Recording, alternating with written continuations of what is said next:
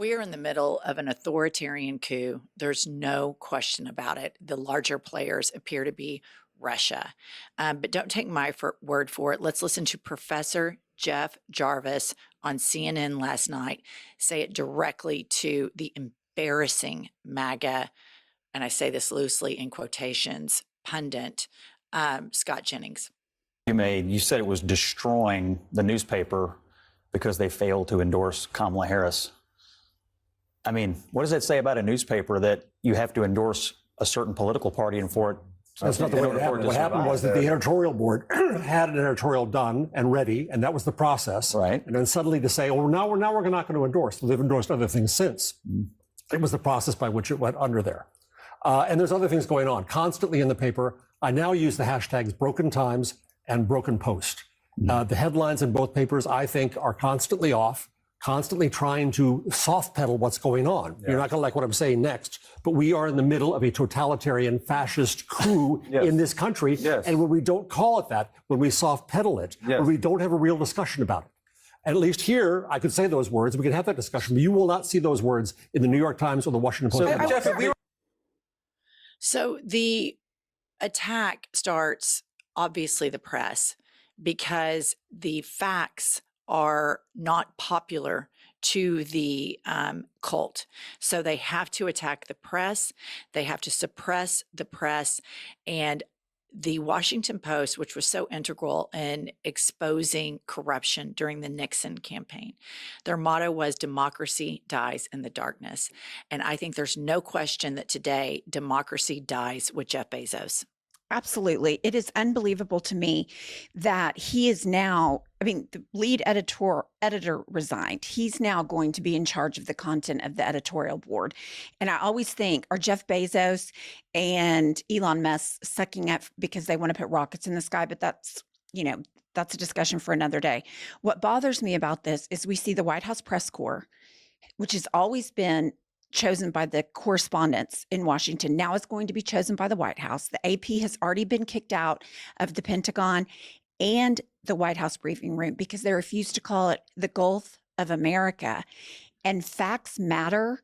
And when you limit news to only cover the propaganda of the administration, that is fascism. There's absolutely zero question about it. There is an assault on all institutions right now, and the First Amendment is the biggest pillar. And this has been a decades-long attack. And Fox News, when they first came out, gaslit the American public, fair and balanced, because they knew that when their policies were exposed truthfully and all of their corruption was exposed truthfully, their numbers, their base diminished. But if you want to know why is Jeff Bezos engaging in all of this, look at this graph. If you see this graph here, 25 U.S. cities that subsidize Amazon the most. This equates to billions of taxpayer dollars. These oligarchs right now and their sycophants and their acolytes are going on the news circuit attacking people on food stamps, calling them parasites. And at the end of the day, the parasites are these big corporations. When they go belly up, who has to bail them out? We do. We bail them out. And Donald Trump and MAGA and then the Republicans before them have successfully, for years, scapegoated the poorest, most vulnerable, which they never get bailed out. It's always these corporations that get bailed out. Trump most recently is like, Ukraine needs to pay us back. Ukraine needs to pay us back. Well, you know who needs to pay the United States of America back? The airlines, the auto industry, the banking industry, Amazon, Elon Musk, et cetera, et cetera, et cetera. That is who really is the parasite in this country. Well, and also add Russia to that list. They're the ones that attacked Ukraine. Ukraine wouldn't need the U.S. and other countries' help but for Russia. But all of these billionaires sitting around talking about government waste while they are the biggest parasites, the hypocrisy is astonishing. It's almost evangelical Christian level in my mind. Yeah, I mean, I think that that's the playbook, Right. isn't it? I mean, that's the grift. That's the absolute playbook. We have the answers as to what's good for you. You just have to pay. The payment is a part of this. All right, next up, no surprise to anyone. John Roberts, the Chief Justice, is already doing Trump's bidding. Reuters reports U.S. Supreme Court Chief Justice John Roberts on Wednesday paused a federal judge's order requiring President Donald Trump administration to pay foreign aid funds to contractors and giant recipients for past work. So Roberts has put a pause on this, and it's important to note that John Roberts' wife has made tens of millions of dollars working for elite law firms, getting cases in front of the Supreme Court in which her husband has judged upon. And then you have Jenny Thomas, who planned a coup. You have Sam Alito, whose wife has a hobby of flying tyrannical flags at all of their many properties. So there's no question the Supreme Court is in on this. The fix is in, you guys. The fix is in. They are demolishing the press. Russia seems to be in charge of the country. The fact that the United States of America went to NATO and voted with the axis of evil, and that is not on news 24/7, 365, the way they covered Obama's tan suit, tells you everything you need to know. This is a Russian long game that they have played, and he is winning. Vladimir Putin is winning the hearts and minds of Americans.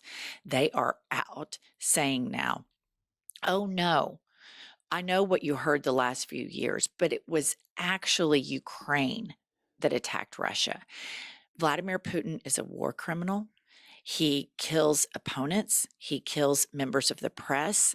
This is the most dangerous thing that this country has ever seen. And you have people like Jeff Bezos, who have been a recipient and a beneficiary to the quote unquote American dream.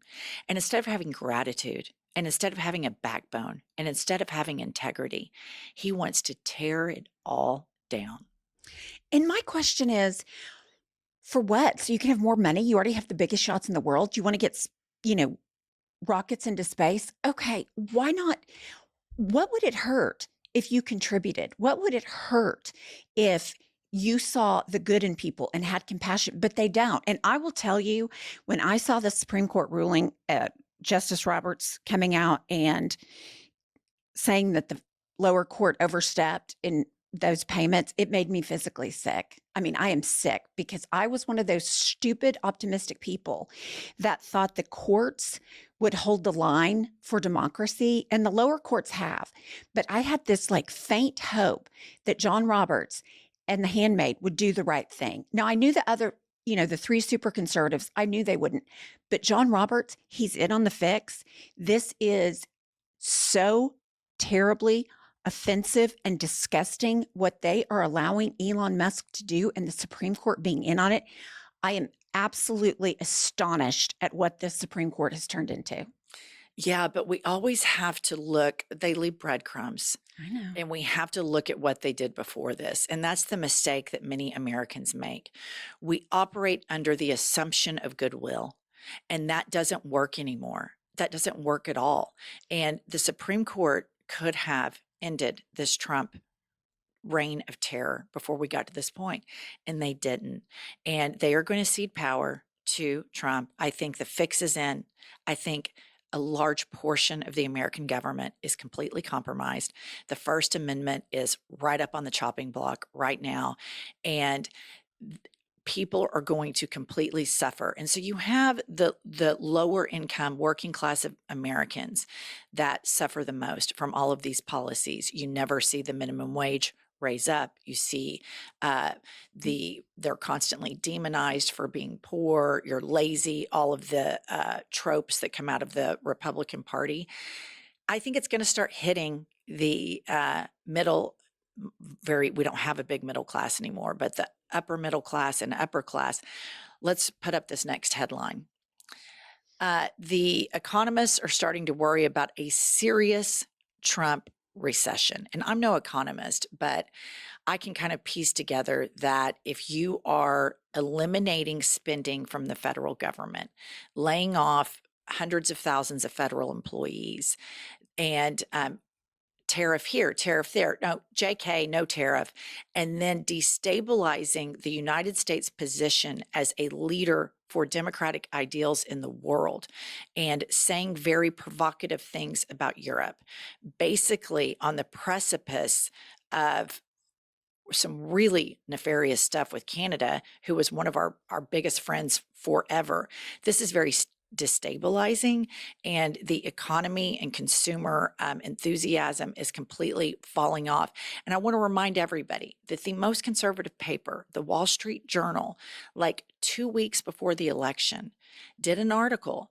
Whoever wins, they will inherit a very strong economy. The stock market was booming, inflation was receding, unemployment rate was very, very low, and the feds were about to lower interest rates. Recession is now skyrocketing. The feds will not lower interest rates. The housing market is going to tank, hide and watch, and everybody's 401ks, in my opinion, and again, I'm no economist, I think we've got 60 to 90 days before we see a massive plunge. I don't think there's any way around it. And again, I'm not an expert on the economy, but if you are going to pass on consumer price increases without raising wages, when you're getting rid of swaths of the federal government and privatizing everything, it is unbelievably going to hurt the American economy. And stock markets and investors, they like stability. Well, Donald Trump is an agent of chaos. And how much have we heard about, oh, these tariffs are going to fix everything? These tariffs are not going to fix everything. They're going to make everything infinitely worse, turning away from NATO, what your attacks on Canada, all of this makes the U.S., it has effects on the U.S. economy. And I just want to say again, this is how Donald Trump runs his private business. He runs them into the ground, and that's what he's doing here. You're exactly right. I mean, he is a terrible businessman. Elon Musk is a terrible Right. businessman. Take away the government subsidies from Elon Musk. There's not this much success. And look at what he's done to Twitter. It's lost 80% of its value, and it's turned into a white supremacist, racist, Nazi shithole. But I want to leave you guys with some hopium, because all of that is terribly depressing, and it takes a toll on both Pumps and I to stay abreast of the news all of the time. I know it takes a toll on each and every one of you that follow this, that care, that give a shit. There is some friends of ours, the Midas Touch, and these are 3 brothers that have fought the good fight for democracy. They've knocked off Joe Rogan from the #1 podcast, and now the Midas brothers are at the top. But I want to tell you all a personal story about the Midas Touch. These guys, whenever we've needed help, how can we grow our YouTube? What should we do here? What should we do there? They hop on Zooms with us, and they form an alliance with us. They get 0 financial gain, but out of the goodness of their hearts, to help other people, to help women in business, they hop on a Zoom and give us great advice that has helped us grow this YouTube channel. And these guys, they walk the walk and they talk the talk. They are now barnstorming the country, fighting for democracy. Last night, they were on MSNBC, and I want you to listen to this clip. Brett, that's sort of one of the reasons you land, because a knock has been that Democrats are so focused on being super inclusive, they're leaving out guys who essentially look just like the 3 of you. Yeah, listen, I think you need to speak authentically, and I don't think you need to box yourself into any particular framework. And I think people frequently want to box you into frameworks, but I think you just got to be yourself, and you got to focus on what are the biggest issues that are going on right now. And right now we have a president of the United States and his billionaire oligarch buddy who are essentially leading a coup against the United States from within. And I think people are looking right now for people to call this out for what it is every single day, unapologetically, to meet the moment, to use the language that they are using. And I think you have to just understand your audience and understand what people are craving right now. To Jordy's point, people are craving fighters. If you're not meeting the moment, if you're not speaking to these issues, and if you're focused on kind of sideshows, then people are going to get distracted. People are going to want to tune out. But if you're focused on the main issues of our time, which is saving our democracy and protecting the United States of America as we all knew it, as our grandparents all knew it, then I think you have a place here. Integrity, fearless. This is what the country needs. And all of us on the left, all of us, and I don't even think you can say left anymore, all of us that believe in democracy, and that can include people on the right and people in the center, but all of us that oppose fascism, totalitarianism, and the demise of our country, we all need to unite together, because let me tell you something, that is what male leadership looks like. And I'm going to leave you all with this. MAGA, who goes on and on. Jesse Waters, every chance he can get, he wants to talk about how butch he is, how masculine he is, and how butch Donald Trump is, what a stud he is. Put up this next headline. GOP leaders advise lawmakers to simply stop hosting town halls. They are chicken shit cowards. MAGA is the party of chicken shit cowards. They lie. They use people's faith against them to manipulate them. This is the most corrupt administration this country has ever seen by a long shot. The only thing that these people are competent about is their corruption. Everything else, they are completely incompetent and completely corrupt. So make sure you support our channel by subscribing, support the Midas Touch, support other independent news, because together we still have the First Amendment and we will not cede it. See you all later today.